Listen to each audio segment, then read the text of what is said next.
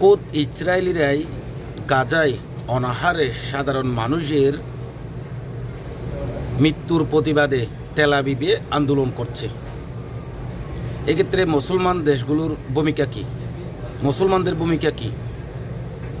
এবং প্রতিদিন অনাহারে 20 থেকে 30 জন শিশু এবং নারীসহ মানুষের মৃত্যু হচ্ছে গাজায়, এবং ত্রাণ নিতে যাওয়া, ত্রাণ সরবরাহ করতে যাওয়া নিরীহ ফিলিস্তিনিদের উপরে গুলিবর্ষণ করে মৃত্যু হচ্ছে প্রতিদিন 30 থেকে 40 জনের। এভাবেই চলছে গাজার দিন।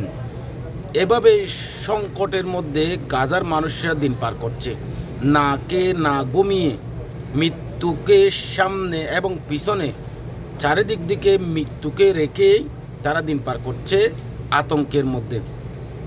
না মিলছে খাবার, না মিলছে বাসস্থান, ঘুম, ওষুধ, এবং যে মৃত্যুর ঝুঁকি, এটা থেকে কেউ রেহাই পাচ্ছে না।